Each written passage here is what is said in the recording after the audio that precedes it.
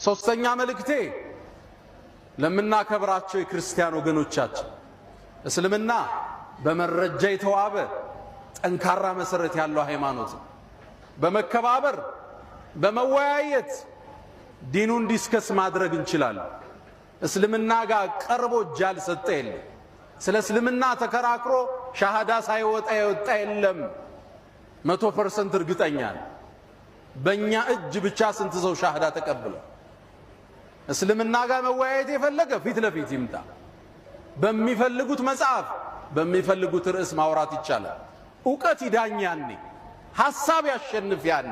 ስድብ አይደለም፣ ማንጓጠጥ አይደለም፣ ትልቅ ስብዕና ማርከስ አይደለም። ዕውቀት ይዳኝ። እስልምና ሁሌም በሩ ክፍት ነው።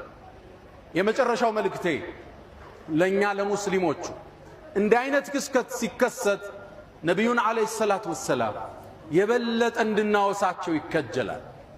ከዛሬ በኋላ በአላህ ፍቃድ የሚወለዱ ልጆች ስማቸው ሙሐመድ ይሆናል ኢንሻአላህ።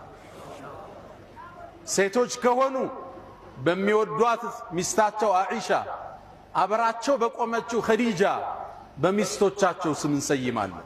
በሚወዷት ልጃቸው ፋጢማ ስም እንሰይማለን። አደራ ብዙ ሰው ልጅ ይወልድና ይደውልልኛል፣ ስሟን ማን ልበለው ይለኛል።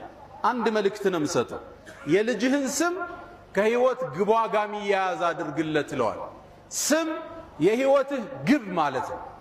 የአንድ ሰው ስም መሐመድ ሆነ ማለት እሱን ምሰል ማለት ነው።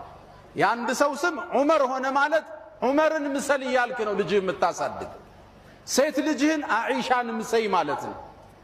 የዚህን ኡማ በርካታ ሺህ ሐዲስን ያስተላለፈች ትውልድ ያነጸች የነቢዩ አለይሂ ሰላቱ ወሰላም ሚስት እናታችን አኢሻ ረዲየላሁ ተዓላ ዐንሃ። አሁንም በነቢዩ ስም ግጥሞችን እንገጥማለን፣ ነሽዳዎችን እንነሽዳለን። ስለ እሳቸው ሙሐደራዎች ይደረጋሉ።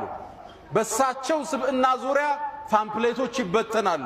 በእሳቸው ዙሪያ ኮንፈረንሶች ይደረጋሉ። ነቢዩን አለይሂ ሰላቱ ወሰላም ረስታችኋል እያለን ነው አላህ። ሰለዋት ምን ያህል የምናወርደው? በነቢዩ ላይ 100 ያወርዳል በየቀኑ።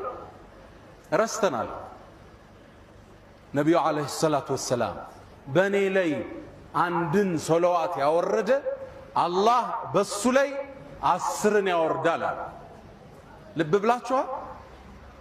ገልብጡት፣ ብትገለብጡት ራሱ ትርፍ ነው። እኛ በነቢዩ ላይ 10 አውርደን አላህ በእኛ ላይ አንድ ቢያወርድ ትልቅ ሽልማት ነበር። አላህ ግን ገለበጠው። አንድ አውርዱ 10 በእናንተ ላይ አወርዳለሁ አለ አላህ። አላሁመ ሰሊ ወሰለም ወባሪክ አለ ሰይድና። ሰለዋት ስንል ጭንቀታችን የሚወገድበት፣ ሪዝቃችን የሚሰፋበት፣ የነብዩ ፍቅር የሚታተምበት፣ እሳቸው ላይ ሰለዋት በማብዛት ብዛት ነው የውመል ቂያማ ደረጃችን ከፍ የሚል። ሰይድና አሊ ረዲየላሁ ተዓላ ዐንሁ አንድ ጥያቄ ጠየቋቸው። ንግግሬን በዚህ ልቋጭ። አላህ ከፈጠረው ነገር ሁሉ ጠንካራው ምንድነው አሏቸው። አላህ ብዙ ነገር